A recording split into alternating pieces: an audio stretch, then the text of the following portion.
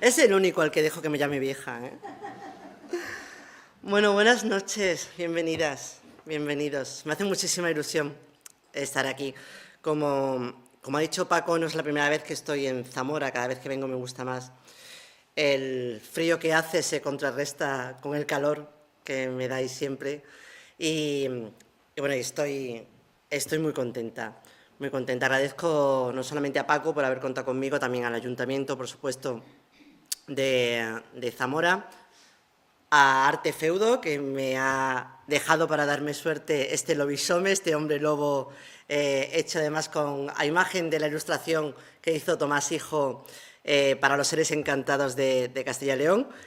Y, por supuesto, a vosotros por venir aquí esta tarde-noche con el frío que hace fuera de casa y la niebla que se levanta aquí. Así que muchísimas gracias a todos. Bueno, me da un poco también de reparo venir a estas conferencias porque sé que antes que yo y después que yo, como bien ha dicho Paco, hay gente que controla mogollón del tema del lobo. A ver, me he quedado más tranquila porque sé que la gente que viene a hablar del lobo animal, de ese lobo que, oye, muchas veces no se sabe si está o no está, se ha visto en esta sierra, pero parece que no está, pero que sí. No se sabe muy bien si existe. Yo vengo a hablar del hombre lobo, que ese es el que existe, ¿no? Entonces yo me quedo mucho más tranquila porque es mi tema, creo que estoy ahí sola. Y bueno, voy a contaros un poquito y luego ya me decís si existe o no existe o es más real que el lobo animal o no. Bueno, el mito del hombre lobo, sabéis, el hombre lobo es aquella persona que por algún motivo, que luego veremos, se convierte en lobo durante un periodo de tiempo y luego puede volver a convertirse en persona. Esta creencia no es nueva, esta creencia acompaña al ser humano desde que vivíamos en las cavernas y es una constante en nuestras leyendas, en nuestros sueños, en nuestras inquietudes. Mirad, quizás el término más conocido de licantropía, que seguro que os suena, viene del año 8 después de Cristo, cuando Ovidio escribe las Metamorfosis. Seguramente venía de mucho antes, pero ahí cuenta Ovidio cómo en la época, es una frase que me encanta, en la época en la que los dioses andaban por el mundo, Zeus iba de casa en casa y llegó a Arcadia, a la corte del rey Licaón. Licaón era un rey muy piadoso, que quiere decir que adoraba mucho a los dioses, concretamente a Zeus, y lo adoraba tanto que él pensaba que lo más que se podía hacer a un dios era sacrificar vidas humanas. Cuando Zeus se planta en su corte, camuflado como un mendigo, él se da cuenta de que realmente es Zeus y quiere agasajarle. ¿Cómo le agasaja? Cocinando un ser humano. ¿Qué es ser humano? Pues hombre, los más tiernos, un niño. ¿Y qué niño? Pues el que más le duela o el que más rabia le daba, que era su hijo pequeño. Claro, Zeus se dio cuenta enseguida que lo que estaba comiendo era un ser humano y entonces lo castigó a convertirse en un lobo. Él y todos sus hijos se convirtieron a partir de entonces en hombre lobo y solamente podían recobrar su forma humana si al cabo de 7 años no habían probado la carne humana. Entonces ya sí podían volver a convertirse en personas. Muy poquito después, en el mismo siglo I, ya Petronio, en el Satiricón, nos habla de una de las primeras conversiones en hombre lobo, tal y como la conocemos ahora, con su luna llena, con todo, veréis. El protagonista cuenta que era un esclavo y cuenta que, bueno, había una tabernera, una mesonera, que se había quedado viuda y él iba un poquito de vez en cuando a consolarla a su posada, que estaba, pues, en el quinto jaray. Entonces, una noche que su amo no estaba, coge a un huésped de su casa, que dice que era un soldado tan fuerte que parecía un orco, y deciden emprender el viaje por la noche para ir a visitar a esta mesonera. En mitad del camino, de pronto ve como el soldado, cuando llegan a un pequeño cementerio, unas tumbas, el soldado se quita la ropa, la deja en el suelo, se queda desnudo. Claro, imaginaos la cara del esclavo, pero todavía imaginaos la cara cuando no solamente se queda desnudo, sino que empieza a orinar alrededor de la ropa y de pronto se empieza a convertir en hombre lobo. El esclavo se asusta tanto que echa a correr hasta casa de su amante, pero cuando llega se la encuentra despierta y asustada. Y le dice, ya podías haber venido un poco antes, porque ha venido un lobo terrible, ha intentado comerse a todas las ovejas. Menos mal que uno de mis criados le ha lanzado una lanza que le ha atravesado el cuello. Él entonces rápidamente emprende el camino de vuelta a casa, pasa por este cementerio por donde había dejado la ropa el soldado, se encuentra que ya no hay ropa, pero sí hay manchas de sangre, y cuando regresa al hogar se encuentra al soldado en forma humana, obviamente con toda la garganta destrozada y agonizando ya en la cama. Obviamente era el hombre lobo que había atacado a las ovejas. Ahí aparecen ya muchas de las cosas que vemos en las películas de hombres lobo. La luna llena, que os lo he comentado, pero estaba la luna que iluminaba, que parecía que era de día, y esa leyenda de que si a ti te hacen sangrar o te hieren, convertido en lobo, hace que te conviertas de nuevo en ser humano. La Iglesia se ha liado también, como hacía con muchas cosas. La Iglesia católica tenía muy claro que si tú no podías erradicar las creencias paganas, pues te las llevabas para tu lado. Entonces, por ejemplo, San Patricio, que era un cazafantasmas de tomo y lomo, él, por ejemplo, se cargó el monstruo del lago Ness. Él llegó al lago Ness, vio que había un monstruo, le rezó un par de cosas y el monstruo desapareció, no del todo, por lo que sabemos, pero cuentan que cuando llegó a una tribu celta en Irlanda, esta tribu no quería ni oír hablar del cristianismo, y entonces decidieron que cuando empezasen los sermones, San Patricio, ellos empezaron a aullar para no dejarle hablar. San Patricio, que además de cazafantasmas y cazamonstruos tenía que tener bastante carácter, dijo, sí, pues vais a aullar con razón. Y los convirtió a todos en lobo. Y fijaros, y estamos hablando de dos culturas diferentes, la cultura celta y la cultura grecorromana. Tenían que estar convertidos en lobos durante 7 años, y si no comían carne humana en 7 años, volverían a recuperar la forma humana. Y, por ejemplo, no solamente en Irlanda, en Bretaña, en la Bretaña francesa, que es la foto que tenéis a la derecha, que está fatalmente hecha, pero porque la he hecho yo, y la fotografía no es lo mío, perdonadme, pero creo que sí podéis ver en la franja del medio, no sé si veis que hay como un niño saliendo de un ataúd, hay un santo vestido de marrón, y a la izquierda del todo hay una señora vestida de azul. Vale, la historia que me contaron en un pueblecito del Locroñán es que San Román, que tienen allí la catedral dedicada a este santo, cuando llega también a cristianizar a los paganos, enseguida los primeros discípulos que tienen son un señor y su hija pequeña, que es esta niña que está ahí saliendo. La mujer, que es la que está a la izquierda, se enfada muchísimo porque su marido y su hija solamente quieren ir con San Román y ya no quieren estar con ella, que sigue siendo pagana. Y entonces acusa a San Román de convertirse en lobo, y convertido en lobo, haber descuartizado a su hija y haberla matado.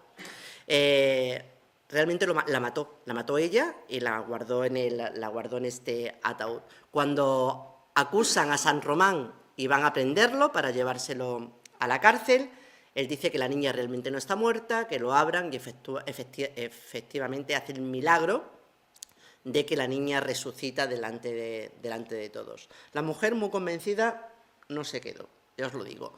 Pero esto lo que nos muestra, esto fue en el siglo VI, nos muestra cómo todavía desde el siglo I hasta el siglo VI se mantiene esta creencia en la conversión de hombres en lobos. En este mismo pueblo está el Loup Garou Gourmand, que veis ahí, que es una cervecería. Tienen 199 tipos de cerveza, que no es porque yo estuviese allí por las cervezas. ¿vale? Yo estaba por el hombre lobo, obviamente. Aunque luego os contaré una cosa de las cervezas relacionadas con los hombres lobos muy interesante. Este loup-garou, es como se le llama en Francia a los hombres lobos, no solamente siguen a día de hoy muy presentes en el imaginario francés, de la Bretaña francesa, sino que hubo una bestia, esto es totalmente real, que imagino que a muchos os sonará, que era la bestia de Gévaudan. La bestia de Gévaudan estuvo activa durante 3 años, de 1764 a 1767, y mató a más de 100 personas documentadas, hirió a muchas más. Era una bestia que nunca se supo realmente qué era. En principio se pensaba que era un lobo, pero la gente que lo había visto decía que era mucho más grande que un lobo, que tenía un comportamiento casi humano porque era inteligente, y además atacaba de día, atacaba de noche, atacaba casi dentro de las casas, atacaba dentro de los pueblos, y sus bocados preferidos, como tonto, eran las mujeres y los niños pequeños, que se ve que estaban más tiernos. Como os digo, más de 100 víctimas. Está perfectamente documentado. Se llegaron a matar 2 fieras de las que se dijo que era, porque además, claro, se dio una recompensa, se puso una recompensa bestial para cualquiera que pudiese matar a la bestia. Pero aunque mataron a un lobo muy grande diciendo que era él, los asesinatos, los ataques seguían. Yo os digo, fueron 3 años bastante intensos en los que finalmente desaparecieron. No sabemos si porque de verdad mataron a la fiera, ni se sabe siquiera finalmente si la fiera realmente era un lobo enorme, si eran varios lobos, si era un animal no conocido en la zona o si, como mucha gente decía, era realmente un hombre lobo. Si era un hombre lobo, se acabó su tiempo de maldición porque no volvieron a haber ataques. Bueno, el viaje del hombre lobo sabemos que viene desde muy lejos en el tiempo, seguramente desde épocas prehistóricas, ya se creyese por parte de los chamanes se convertían en lobos, evidentemente no realmente, pero sí con la imaginación para poder salvar largas distancias, para poder ver lo que pasaba mucho más allá, y porque el lobo siempre ha sido un animal de poder.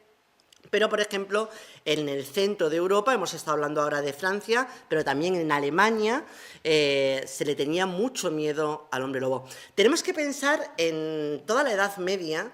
Claro, nosotros aquí pensamos en las noches con luces, pero hay que pensar que en esa época, sobre todo en los pueblos, no había luz. La noche era noche, de verdad. La noche estaba llena de horrores.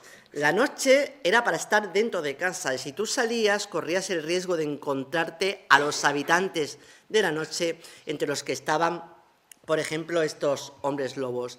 En el siglo XV se hablaba del Wagner, que era un hombre que se convertía en lobo y que atacó a un peregrino que venía a hacer el Camino de Santiago, y lo llegó a atacar ya en tierras españolas.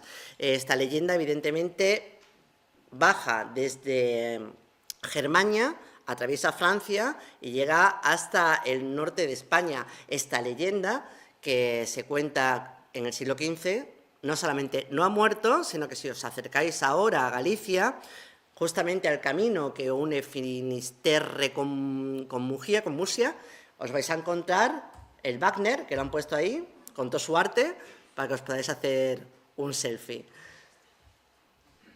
No acaba aquí el viaje del hombre lobo. Una vez que llega a Galicia, que llega a Zamora, que llega a Extremadura, que llega a toda la parte que linda con Portugal, donde, por cierto, no se le llama hombre lobo es una cosa como de película, aquí siempre se le ha llamado lobisome. Cuando de aquí salta en barco hasta el Nuevo Mundo, hasta América, allí se sigue desarrollando el mito del hombre lobo. Mirad, en Chile, en Argentina, se le llama lobizón. Se convierte en lobizón igual que aquí, luego lo veremos, es una de las maneras más fáciles, entre comillas, de convertirse en hombre lobo. Se convierte en lobizón el 7º hijo varón de una familia sin ninguna mujer en el medio, o sea, 7 hermanos varones seguidos. El 7º se convierte en hombre lobo. ¿Algún séptimo hijo en la sala? Oye, no os riáis, que conocí unos cuantos, ¿eh? Luego os cuento, pero, y alguno lo sabe por aquí, he conocido algunos cuantos. Es verdad que hay gente más mayor, pero sí los he conocido, todavía hay, ¿eh? Bueno, imaginaros la creencia tan arraigada, y estamos hablando ya del siglo XIX, siglo XX, ¿eh? La creencia tan arraigada que había en que el séptimo se convertía en lobo, que había infanticidios. El séptimo hijo, evidentemente, no lo mataban porque queda muy feo matar a tu hijo, pero oye, casualmente el séptimo se te quedaba un día de solana en el campo. Cuando volvías a por el niño estaba ya como la mojama. O casualmente el niño pequeño no comía y el niño pequeño acababa muriendo. Cuando las autoridades se dieron cuenta de que realmente el número de infanticidios con el séptimo hijo varón era demasiado alto para ser una casualidad, tomaron una decisión y dijeron, vale, el séptimo hijo, lo que vamos a hacer, al séptimo hijo de una familia, vamos a apadrinarlo el gobierno y concretamente el presidente de la República, tanto de Chile como de Argentina. Y va a tener gratuitamente todos los estudios, incluso los universitarios. Si quieres, se lo pagamos todo. Vamos a darle facilidades a las familias para que vean que, oye, que el séptimo también cuenta. Bueno, pues esta idea que funcionó y que en teoría tenía que haber desaparecido porque ya nadie cree en los hombres lobos, en el año 1972, en Argentina, no solamente no desaparece, sino que se convierte en decreto oficial, y hasta hoy, por decreto oficial, el presidente o la presidenta de Argentina es la madrina o el padrino de los séptimos hijos que hay en Argentina. O sea, para que veáis cómo muchas veces la leyenda llega a meterse de lleno en la realidad. Estos son los lobisomes, pero es que, bueno, esto me flipó. Esto es en Nueva Orleans, en el Museo del Vudú. De pronto me encuentro al ragarú. ¿Os acordáis que os he hablado del loup-garou, que era el hombre lobo francés? Bueno, pues ese es el ragarú, porque la leyenda del hombre lobo llega hasta Nueva Orleans. Pero claro, en el Mississippi muchos lobos no hay. ¿A qué se le tiene miedo en esa zona? Al caimán. Entonces, el rugarú, como lo llaman ellos, es el hombre que por medio de una maldición, normalmente de vudú, se convierte en cocodrilo algunas noches. Y es con quien hay que tener miedo, pero el nombre es el mismo, ragarú, lupulgarú. Es con el que hay que tener miedo cuando hay luna llena. No hay que salir fuera de casa, no hay que ir a los pantanos, porque está el rugarú y puede devorarte. En España, como os decía, tenemos muchos lobisomes, ibérico lobi de lobo, es de hombre, pero se le llama así, con ligeras variaciones en toda la frontera, en toda la raya, en toda la frontera con Portugal, también en Portugal. ¿Vale? Esta ermita es la ermita del Alto del Gamo, se encuentra en un pequeño pueblecito cercano a las Urdes, en el norte de Extremadura, llegando ya al sur de Salamanca.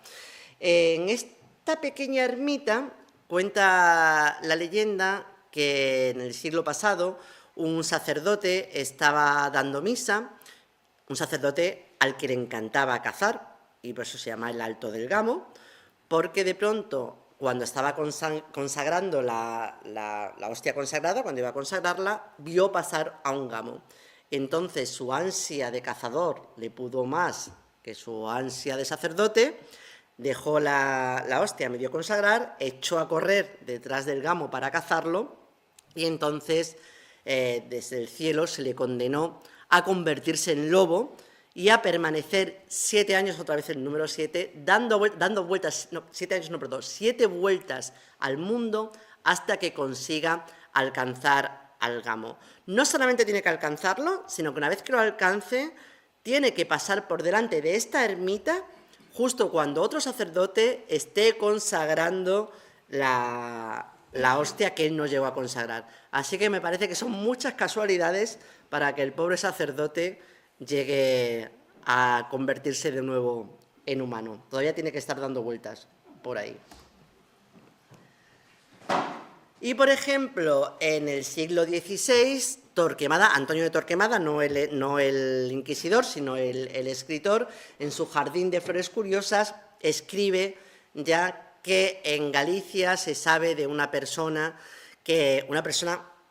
humana, que envuelto en pieles ataca a los niños y a las mujeres y los devora con sus propias manos. No habla de que sea un hombre lobo, pero sí de que se comporta como un hombre lobo.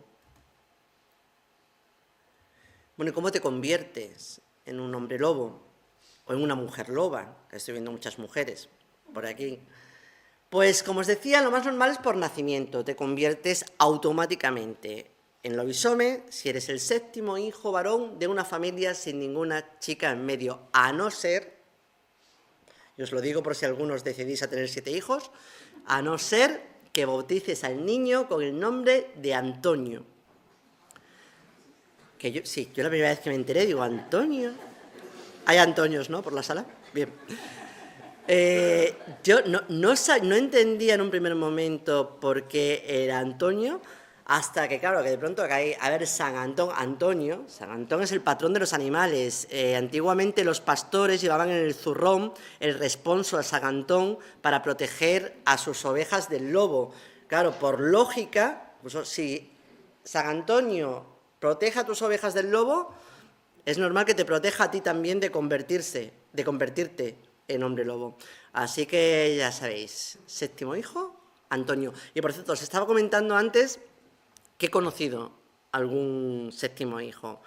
Curiosamente, excepto uno, el más joven, que sí se llamaba Antonio, los demás de primero no se llamaban Antonio, porque algunos de sus hermanos mayores se llamaban ya Antonio. Claro, la madre no contaba con que iba a tener 7, y Antonio antes sí era un nombre muy normal, y bueno, pues uno Pepe, otro Manolo, otro Antonio. ¿Qué pasa? Que cuando llega el séptimo, Antonio ya estaba puesto. Pero curiosamente, todos los que he conocido se llaman Antonio de segundo. Roberto Antonio, Rodrigo Antonio, pero siempre Antonio de segundo, por si acaso, que tampoco está mal. También te conviertes en hombre lobo si tienes la desfachatez de nacer la noche del 24 al 25 de diciembre. ¿Alguno? ¿Alguna? ¿No? ¿Tampoco? Gente lista. Se supone que si te atreves a hacerle la competencia al niño Jesús, la maldición cae sobre ti y te conviertes en lobo. Bueno, también, pero eso nos metemos en otro jardín en el que no quiero meterme, pero ya también por nacimiento, si tu madre ha tenido relaciones con un lobo o tu padre con una loba, pero te digo, ahí ya no, en ese jardín no nos vamos a meter, ¿vale? ¿Cómo te conviertes también en lobo? Esto ya es porque tú quieres, ¿vale? Con la piel de un lobo. Antiguamente los chamanes sí que se ponían pieles completas de lobo, incluso con la cabeza del lobo, pero esto con el tiempo, tiene que ser incómodo, ha llegado a reducirse a algo mucho más discretito, que es un cinturón de piel de lobo. Si te pones un cinturón de piel de lobo que tenga sus hechizos concretos, te conviertes también en lobo. Bebiendo en la huella de un lobo. Cuando pasa un lobo, en la huella, el agua que queda si ha llovido, si tú bebes de ese agua, te conviertes en lobo. También puedes beberte la sangre de un lobo recién matado, pero es un poco más asqueroso, sí, te estoy viendo la cara, efectivamente. Muy remilga te veo para querer convertirte en mujer loba, también te lo digo. Y también revolcándote en el sudor de un lobo donde se haya... ¿Estáis todos poniendo unas caras? No os veo de verdad devorando gente, no os veo. Pues si te revuelcas en el sudor de un lobo donde has estado revolcado, también te conviertes en lobo, en hombre lobo. Y por supuesto con magia, como os decía, los chamanes antiguos, los versipeles, que eran los hombres lobos, bueno, eran una especie de druidas, de chamanes romanos, que se vestían también con pieles de lobos, y algunos brujos también durante la Edad Media, incluso hasta el siglo XVII, en algunos países europeos, ellos decían que se convertían en lobos para luchar contra las brujas por la noche, que eso tenía que ser, vamos, un espectáculo, los hombres lobos luchando contra las brujas en el norte de Italia. Y, por supuesto, una maldición. Te pueden maldecir y hacer que te conviertas en hombre lobo. Normalmente, como os decía, las maldiciones duran, ya las sabemos todos, 7 años, si no comes carne humana. Y en loba, que también hay, en mujer loba, normalmente, fíjate, sí que es por maldición directamente. Y por maldición de la madre, de una madre, que es la maldición más potente que hay. Hay una leyenda en una sierra que se llama la Sierra de Arroyo de San Serván. Hay un pueblecito que se llama Arroyo de San Serván, donde hay una familia a la que todavía se le como apodo, como sabéis que en muchos pueblos a la gente se le conoce por los apodos, pues ahí están los lobos. Y los lobos son los descendientes de una señora, de una chica joven, de buena familia, que se había enamorado de un pastor muy pobre. Aquí no sé cómo serán los pastores, pero en Extremadura son muy pobres normalmente. Y entonces la madre de la chica, que era de buena familia, como os decía, no quería que tuviese relaciones con este chico. Y, oye, como somos las mujeres, basta que nos digan que no, para que sí. Ella siguió viendo al pastor y siguió viéndolo con tanta intensidad que se quedó embarazada. En Extremadura es que nos miramos con mucha intensidad.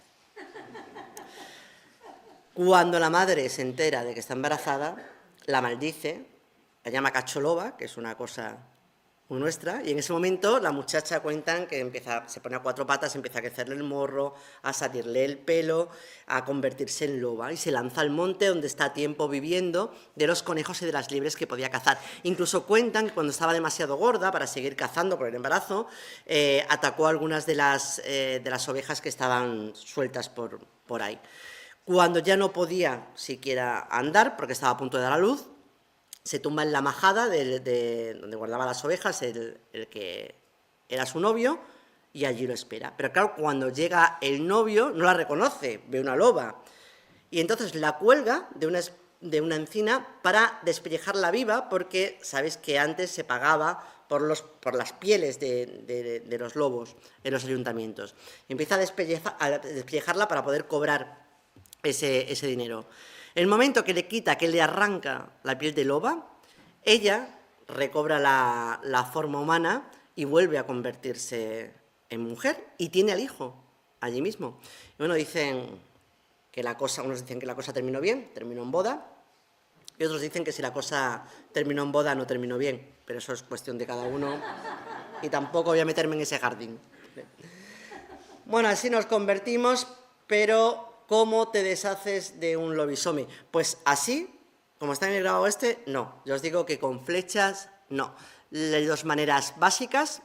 Una, os la acabo de decir, con la chica, que es quitándole la piel de loba y quemándola luego. Si tú quemas la piel de un hombre lobo, ya le estás rompiendo la maldición y ya no tiene por qué volver a convertirse de nuevo en lobo. Y otra manera, la más socorrida, es haciéndole sangre. A ver, si le arrancas una pata entera, también bien. Pero si no, con un corte, vale, tiene que sangrar, pero cuidado, tiene que ser un número impar de cortes, porque dicen que el segundo corte sana el primero. Entonces tiene que ser un número. O sea, si ya te cuesta pillar a un lobo, ahora ponte a contar los cortes que le haces. Pero bueno, eso es lo que cuenta la leyenda, y tal como lo cuenta, yo os lo digo por si os encontráis con algún lobisomie. Hay una leyenda en Zamora, pero que se repite en toda la zona oeste de la península, que cuenta cómo un hombre consigue cazar, un hombre de un pueblo, yo lo he escuchado en varios pueblos, consigue cazar a un lobo, le corta la pata para enseñarla en el pueblo, y cuando llega al pueblo la saca del zurrón para enseñarla y descubre horrorizado que es una mano humana. Cuando vuelven a donde estaba el lobo muerto, realmente lo que se encuentran es a su hermano pequeño que había desaparecido hacía 7 años, o a un vecino del pueblo que hacía 7 años que había desaparecido. Entonces, a ver, es una manera de quitarle la maldición, pero a lo mejor un poco drástica. Con que le hagas unos arañazos, ¿vale? No hace falta que le cortéis la mano, ¿vale? Y bueno, ¿qué hay detrás del mito?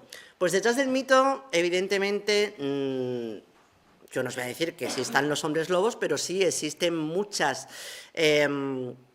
razones que han llevado a la gente, a los pueblos, a pensar en que existen los hombres lobos.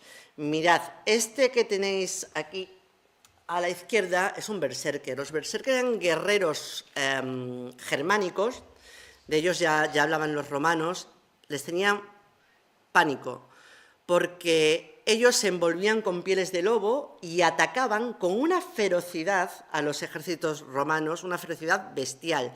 Aullaban como lobos, se enfrentaban a ellos casi desnudos,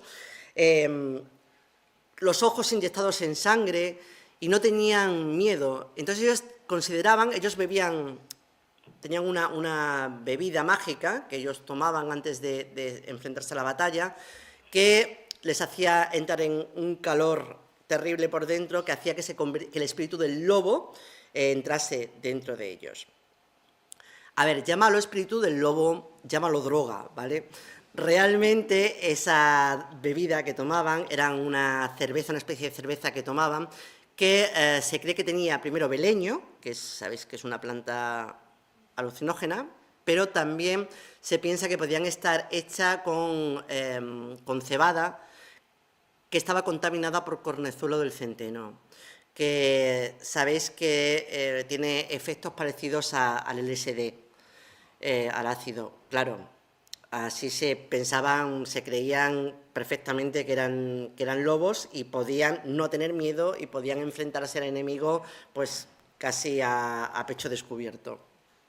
Otra razón que puede estar detrás del mito, pues el que os decía antes que hablaba Torquemada del señor este de Galicia, que se dedicaba, se envolvía en pieles de animales y destrozaba a los niños que pillaba y a todo, pues manía lupina le llamaban, que realmente es un desequilibrio mental que hacía, ahora se llama licantropía clínica, y que hacía que hubiese gente que de verdad creyese que eran hombres lobos. Y poseídos por esta certeza, eran capaces de destrozar a gente con sus propias manos y con sus propias uñas. Por ejemplo, Manuel Blanco Romasanta está todavía en la duda de si este hombre tenía esta manía lupina, si realmente era un licántropo clínico. Se libró de la muerte porque le diagnosticaron esta enfermedad de licantropía. Fue la primera persona que se libró de la condena a muerte por licantropía, o realmente fue un psicópata. Hay mucha gente que se amparó en la creencia en los hombres lobo para cometer no solamente asesinatos bestiales, sino también violaciones, tanto de niños como de mujeres. Romasanta llegó a matar a 13 personas. Me imagino que conocéis toda la historia, él era gallego, lo detienen en Toledo, y él, bueno, era muy poquita cosa, además decía que tenía rasgos muy femeninos, era muy bajito, una época de su vida fue costurero, que además era una cosa también muy femenina, y la gente se fiaba mucho de él. Entonces él le prometía a las pobres chicas de los pueblos que las iba a llevar a la ciudad a trabajar en una casa muy buena, y no se volvía nunca a saber de ellas, porque cuando llegaba al monte las destrozaba, a ellas y a sus hijos que iban con ellas, y llegó a matar a 13 personas, que se sepa. Él afirmaba, y él se defendió todo el tiempo diciendo que él no tenía la culpa, porque él estaba maldito, una bruja, una meiga gallega lo maldijo, y entonces cada vez que había luna llena, él estaba obligado a convertirse en hombre lobo, y lo que hacía de hombre lobo, él luego lo recordaba apenas. Algo recordaría porque sí dijo dónde estaban los restos de algunas de sus víctimas, y por cierto también se quedaba, o sea, no solamente los mataba, sino que les robaba. O sea que algo te acordarías. Bonito. Lo dejo. Pues se libró. Murió en la cárcel, eso sí, murió de cáncer en una cárcel del sur. Otra explicación de los hombres lobos es el síndrome de Ambras, la hipertricosis, que es una enfermedad, también le llaman el síndrome del hombre lobo, que hace que te crezca muchísimo el pelo. Quizás uno de los más conocidos fue Petrus Gonsalvus, Pedro González. Él era español, de Tenerife, vivió en el siglo XVI y lo encontraron de pequeño en la isla. Y el rey de Francia, Enrique II, claro, se lo quedó en principio como mascota, pero él quería demostrar, era un tío bastante competente y quería demostrar que la cultura lo era todo. Él era, Pedro, era hijo de un cacique guanche, y entonces se lo llevaron a la corte, lo educaron como alguien más de la corte y fue un tío inteligentísimo, vamos, era uno de los cocos más impresionantes de la corte, pero claro, seguía teniendo pues toda su pelambrera. Bueno, como no sería, aparte de educado, o sea, un tío culto, educado, agradable, amable, que cuando llegó a la edad adulta se casó con Margarita, que la tenéis, no, Catalina, perdón, Catalina se llamaba la mujer, y tuvieron 6 retoños. A ver, de los 6 retoños solamente 2 no heredaron la hipertricosis, todos los demás eran decir una camada, y tenían el síndrome de Ambras, pero que todos también se educaron perfectamente en la corte francesa y tuvieron todos muy buenos destinos y vivieron muy bien. Porque claro, había más gente, ellos no eran los únicos que tenían ese síndrome, pero normalmente si tú tenías el síndrome de Ambras, una de las pocas salidas que tenías eran los circos y no era tampoco una vida muy agradable. Bueno, y con esto ya termino. ¿Existen los hombres lobos hoy? Pues a ver, yo diría que no. Pero este hombre, que se llama Agustín Martínez, yo me lo encontré él vive en una casita, en un pueblo, en un pequeño pueblo, a las afueras de un pueblo que se llama La Codosera. La Codosera está en la frontera justo con Portugal, Extremadura con Portugal, ¿vale? Yo iba con un equipo de Cuarto Milenio, del programa de Iker Jiménez. No estábamos haciendo ningún reportaje de hombres lobos ni nada por el estilo, era otra historia. Y estábamos entrevistando a este señor en su casa. Cuando los compañeros empezaron a recoger, pues sabéis, todo el aparataje de las cámaras, de tal, yo me acordé que en toda esa zona, como es limítrofe con Portugal, como os decía, había leyendas de lobisomes, y como siempre voy aprovechando para mis investigaciones, digo, pues le voy a preguntar a ver si este hombre conoce alguna leyenda de hombres lobos. Y le digo, perdone Agustín, ¿por casualidad no conocerá usted al lobisome? Y se me queda mirando y me dice, ¿al Joaquinito? Claro. Digo, ¿Cómo que a Joaquinito? Dice, sí, Joaquinito, el lobisome, el que vive ahí arriba en la casa esa de ahí arriba del monte, ¿no? Claro, y me señala un monte que era ya la frontera, justo esta ladera del monte es España, esta ladera Portugal. Me estuvo contando que Joaquinito vivía allí con su madre y que le daba muy mala vida, era lobisome, claro, le daba muy mala vida a la madre, porque cada vez que la luna estaba repleta, me decía, Joaquinito se escapaba, estaba toda la noche por ahí y luego volvía por la mañana con la ropa destrozada. Y la pobre de la madre se pasaba la vida zurciendo. Claro, mi cara era un espectáculo, o sea, mi cara era así. Y claro, yo no sabía cómo reaccionar, porque claro, él me estaba hablando en presente, me estaba hablando de... Y claro, yo lo único que se me ocurrió decirles, digo, pero ¿ustedes lo ven mucho? Claro, yo pensando, ¿se lo habrá inventado? Yo qué sé, o se dirá. Y me dice, sí, de vez en cuando baja al pueblo. Y me dice, y cuando baja, le vemos todos que tiene los nudillos destrozados, de andar a 4 patas. Yo flipando. Si algunos lo preguntáis, no llegué nunca a subir a ver si Joaquinito estaba en casa, por lo que sea. ¿Que Joaquinito existe? Existe. Este hombre no me estaba mintiendo. ¿Que es un lobisome? Hombre, Yo ya eso lo dudo, seguramente será un chico, porque además sí es verdad, que me estuvo diciendo que la casa en la que vivía con su madre, ellos vivían también del pastoreo y esa casa no tenía luz, no tenía agua corriente y puede que ese chico tuviese seguramente una enfermedad mental no tratada y el pobre pues la siguiese padeciendo. Pero no es el único testimonio que he encontrado, porque ya me lo he encontrado en ciudad. No solamente en ciudad, me lo ha contado mi abogada. Y le pasó a ella. Y estamos en los años, o sea, lo que voy a contar le pasó en los años 80, ¿vale? Hace nada. A ver si consigo ponéroslo, un momentito.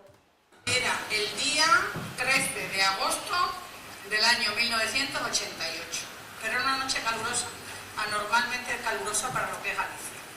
Y era una carretera, yo creo que menos que comarcal, una carretera de esas locales que unía Finisterre y Pontevedra. Pues en una zona muy boscosa sería la mitad del camino, una cosa así, y de pronto una cosa que era un ser humano, evidentemente, porque tenía más forma humana, da un salto desde aquella maleza y justo se pone delante del coche.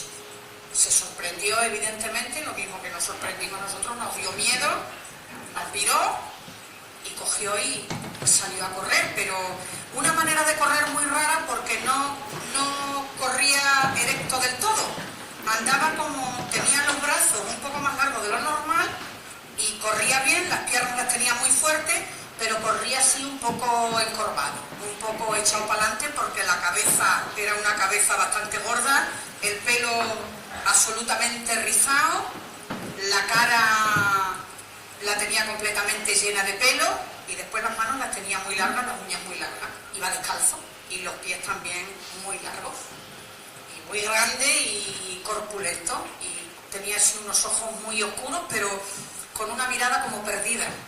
Fue 2 minutos y salió a correr. Y preguntamos, porque claro, nos asustamos mucho y al poco rato había un pueblino, una alquería de esas gallegas, una casilla de esas. Y le preguntamos a la mujer y nos dijo que era el lobizón, que había habido más gente que lo había visto por esos parajes.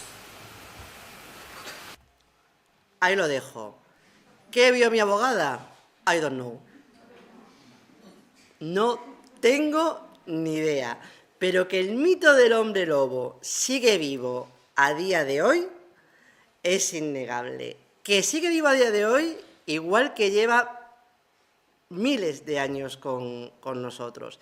Y que yo creo que mientras siga existiendo el lobo, incluso después seguirá existiendo el mito del hombre lobo, porque es algo que tenemos totalmente metidos en el imaginario de los seres humanos.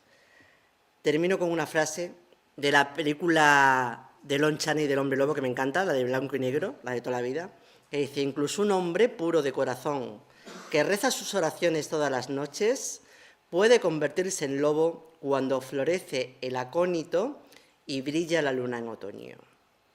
Hoy no es otoño, estamos en enero. No sé si sabéis qué noche es hoy. Luna llena, y no cualquiera, es la luna del lobo. Así que muchísimo cuidado cuando salgáis ahí fuera y muchas gracias a todos.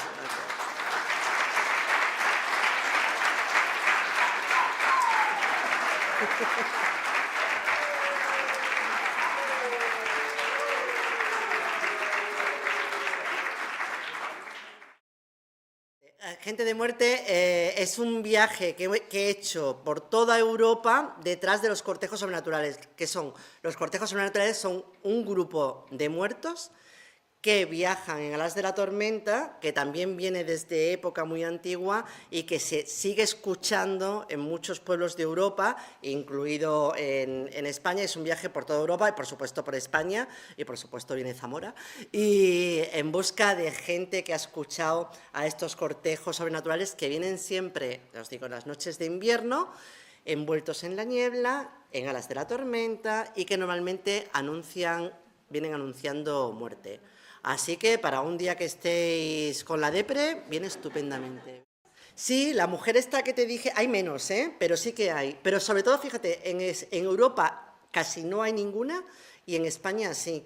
En Galicia hay mujeres lobos, aunque también hay más mujeres que dirigen lobos de verdad, o sea, las peiras de lobo, que son las que llevan a los, como manadas, las que dirigen las manadas de lobos. Y, por ejemplo, la que te contaba de Arroyo de San Serván, que se convirtió por la maldición de una madre, de esas se encontró unas cuantas, pero siempre nos transformamos por maldición y por maldición de una madre.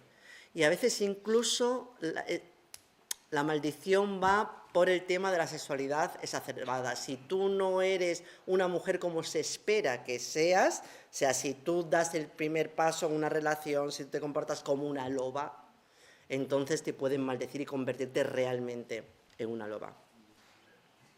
Sí, a ver, en la Biblia efectivamente aparece que Nabucodonosor es castigado, lo que pasa es que no se ha interpretado luego que se convierte en lobo, pero realmente la Biblia no lo dice, dice que se te convierte en bestia. Pero sí es verdad que en muchos sitios lo he visto asimilado a una de las primeras transformaciones en hombre lobo. Yo creo, los mitos en las religiones son muy parecidos y muchas veces nos encontramos el mismo mito, el diluvio. Te lo encuentras en casi todas las religiones. Y el mito del castigo del dios a un rey para convertirlo en bestia también es un tema que se repite. Entonces, seguramente en la Biblia se cogiese de temas anteriores, seguramente. Sí, porque también aparece el plazo de 7 años.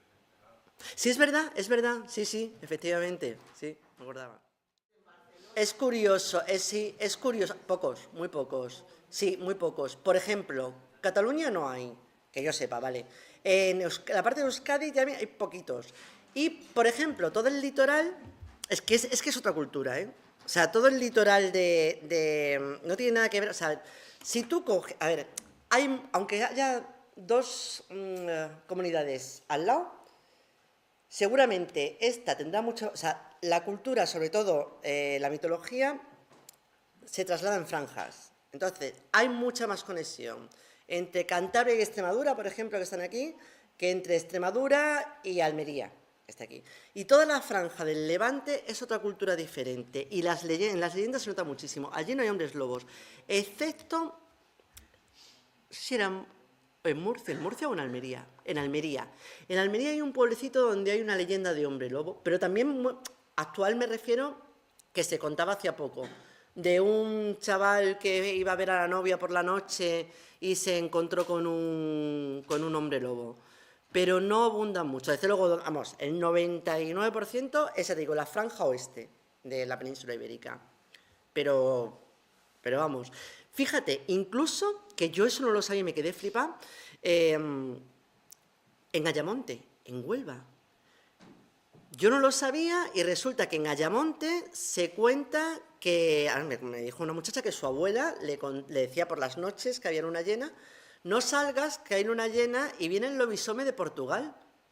Claro, yo me imaginaba un hombre lobo en una playa del sur, digo, no me pega ni con cola, porque claro, en los bosques gallegos sí que te lo imaginas, pero en una playa, pues sí, y además se le llama igual lobisome, pero claro, Ayamonte está en esa franja del oeste, que baja. Sin embargo, te digo, en la parte del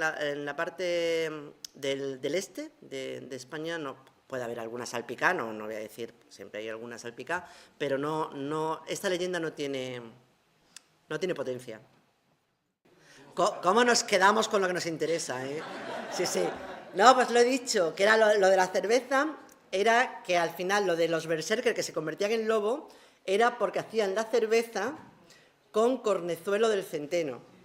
Entonces, claro, era por eso, era eso lo que tenía que decir. ¿Eh? Y si tenían todas las clases de cerveza. No las probé todas. No soy yo de probar cervezas, Dios me libre. Yo estaba allí por el hombre lobo, no llegamos a entrar, ¿verdad? Vale, te voy a contar una muy rara. No, a ver, no tiene nada que ver con hombres lobos, pero fue muy rara. A ver, yo fui... A ver, soy friki, ¿vale? No hace falta que lo diga, yo creo que ya se me ha visto. Entonces mi ilusión de siempre era, si alguna vez me casaba, irme de luna de miel a Transilvania, obviamente, a hacer la ruta de Drácula. Claro, yo me casé hace mucho tiempo ya, o sea, en los 90. En los 90 no había turismo apenas en Rumanía, ahora ya sí, la gente puede ir y hay viajes organizados.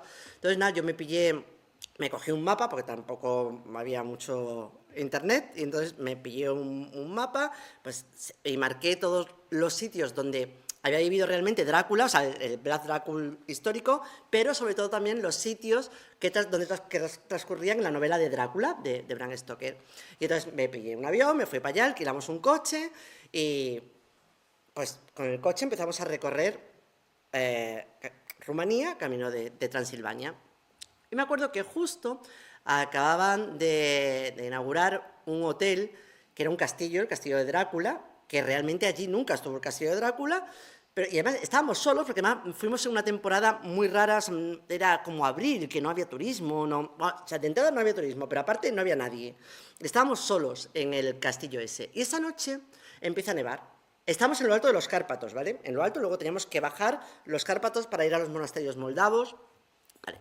Bueno, pues empieza a nevar, qué bonito la nieve, qué bonito, que soy de Extremadura, que no nieva nunca, ¿vale? Qué bonita la nieve, qué bonita. Y como siguió nevando toda la noche, ya me preocupé un poco. Al día siguiente le dije al señor del castillo, oye, que no, a todo esto en mi perfecto rumano, o sea, entiéndeme, claro. Y le digo, mira, que no tenemos cadenas, que esto, no problema, ha nevado poco. Nevado poco, claro, cojo el coche, empiezo a bajar los Cárpatos, a la quinta curva, creo que el coche me hizo ¡bum! Y se me fue a un barranquillo, ¿vale? No me pasó nada. Pero se cayó el coche. Claro, el coche no había quien lo sacase, seguía nevando, no había móviles, por supuesto. ¿Qué hago en medio de los Cárpatos? Yo, para mi boda, me habían regalado una Samsonite que no pensaba dejar yo por ninguno de los cosas, que pesaba eso como un muerto. Digo, yo no dejo aquí mi maleta, cargando con la maleta, con la nieve por el tobillo. Y empieza a anochecer. Y digo, digo, que me muero. O sea, que qué bonito el morirse en los Cárpatos, que encima me van a encontrar con el deshielo. Yo me he montado mi película. Y como en las películas, de pronto veo una luz entre los árboles, a lo lejos. Y entonces le digo a mi marido, es marido ya, claro, evidentemente. Le digo, mira una luz, vamos para allá, que... Mira, llegamos, y como una cabaña, y como en las películas, llamando, yo diciendo, yo a quien me abra, o sea, le doy la vida, saco la cartera ahora y le ofrezco lo que sea para que nos deje pasar aquí la noche. Y abren la puerta y a que no sabéis quién estaba allí. No. ¿Os acordáis de Verónica Forqué? Vale, pues no era ella, pero era su doble exacto. Su doble exacto. Mi cara era de, me he muerto. O sea, esto es absurdo hasta el nivel pro. Y no, era una rumana, porque vivía allí, en la cabaña, que era igualita que Verónica Forqué, que no nos entendíamos, evidentemente, porque ella no hablaba español, yo no hablaba rumano, y que nos cedió, yo no sé dónde esa señora se fue a dormir, su marido, pero nos cedió su habitación, en la cabaña, pero su habitación era un ventanal que daba a un cementerio, que era su cementerio, el cementerio de sus muertos, claro. Y entonces toda la noche estuvo pasando, porque encima había luna llena, que se veía perfectamente, entre las tumbas pasaba continuamente su marido con un hacha, para adelante. Y una de las veces se abrió la puerta, claro, mi marido roncando como un bendito, y yo sin poder pegar ojo, y en un momento dado oigo la puerta que se abre, la puerta de la habitación. Y claro, yo decía, ya estoy muerta, y se quedan con mi maleta. O sea, que mi obsesión era mi maleta. Y efectivamente entra el marido con el hacha, y yo, ya está, ya me ha matado. Y lo que entró el pobre hombre, al que yo destrocé mentalmente, había estado cortando leña para meter en la salamandra de la habitación para que estuviésemos calientes. Pobrecito mío. Pobrecito mío. Al día siguiente ya le dijimos que el coche se nos había ido para abajo, allí llamaron a gente, nos ayudaron a sacar el coche, pudimos seguir camino. Yo a esa señora le di todo lo que llevaba, excepto la Samsonite, claro. Y tengo muy buen recuerdo del viaje y de mi exmarido. Y de Verónica Forqué también. Gracias.